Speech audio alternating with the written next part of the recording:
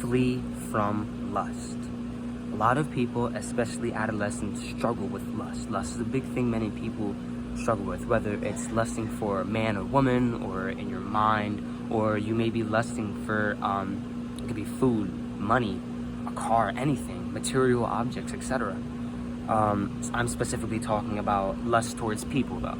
This is like the love lust. One of the solutions, actually I feel that the best solution for lust, when that temptation sparks up, when it comes, the best solution is to flee from lust. The best solution is to run away, whether that's physically, mentally, or spiritually. It could be either or. But I have a couple of verses that are going to help break down and explain this to you.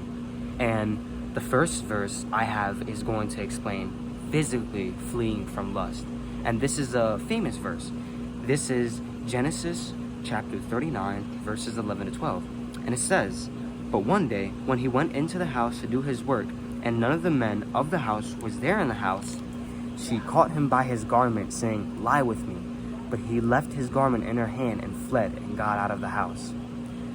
So Joseph, remember, his brothers despised him. They wanted to kill him, but the other brother, who had pity in his heart, said, "No, let's not kill him, but let's throw him down in a ditch so we can starve."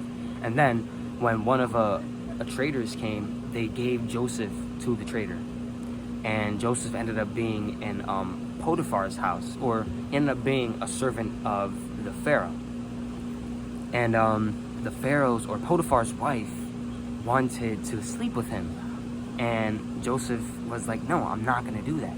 So eventually, she kept urging him, but he kept on running away. He kept on just moving away and just walking away from the situation. But eventually, she snagged him by his clothing and said, "I want you to lie with me."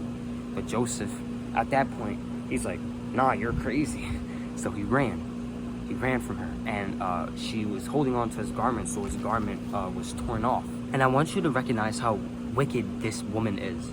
It says right here, "She called to the men of her house and said to them, 'See, he has brought among us a Hebrew to laugh at us. He came into me to lie with me, and I cried out with a loud voice. And as soon as he heard that I lifted up my voice and cried out, he left his garment beside me and fled and got out of the house." That is Genesis chapter 39, verses 14 to 15, just right after those. Yeah, the Potiphar's wife was a wicked woman who just wanted to sleep with Joseph, but Joseph knew about this lust, and he ran from it, which was obviously the good decision he made. But basically, when it gets into a physical encounter, walk away from the situation. Or if you really actually have to, if that's what seems fit for you, actually run away. If that's what seems fit. Because it may seem ludicrous to do, or even crazy in your mind, but God sees that as you running away from lust. God sees it as you making a change. God sees it as you fleeing from sin, which also shows your obedience, faith, and love towards God. The next verse I have, which is to help explain the mental and the spiritual side, is Hebrews 12, chapter 12, verses 1 to 2. And it says, "Therefore, since we are surrounded by so great a cloud of witness, let us lay aside every weight and sin which clings so closely, and let us run with endurance the race that is set before us, looking to Jesus, the founder and perfecter of our faith, who for the joy that was set before him endured the cross, despising the shame, and is seated at the right hand of the throne of God." There's verse right here. I want you to listen closely. Take heed to this and listen closely to when I say this. "And let us run with endurance the race that is set before us." Endurance means to endure, to go through, to fight, to push through. Whether you're being disciplined, whether you're being taught a lesson, or whether you just have to push through something, whether you may be at work and you're like, "Oh man, I really just want to leave my job. I don't want to do this." Push through, endure, have faith, fight through the struggle. And also, I'll read this chapter to you. I'll read some of it, just skim through it, but right after the next little side note, or the subheading, it says, "Do not grow weary." And it says in Hebrews 12, verse 7, it says, "It is for discipline that you have to endure. God is treating you as sons. For what son is there whom his father has not disciplined?" That right there is saying that God wants us to endure the discipline he gives us.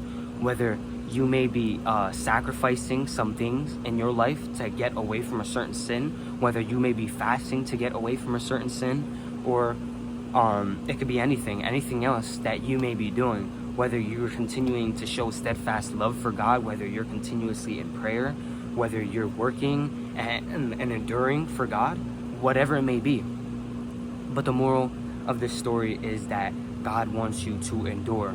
He also wants you to flee from lust. He wants you to run away from those strong, lustful desires, those strong urges that may seem fit to you, but are really not good. The verse also says, looking to Jesus, the founder and perfecter of our faith, who for the joy was set before him endured the cross, despising the shame, and is seated at the right hand of the throne of God. Right there, that's telling you, when you're running the race, when you're in that race, act like you're in a race and you're looking towards Jesus. Like I said in my last video, you can't outrun this lust.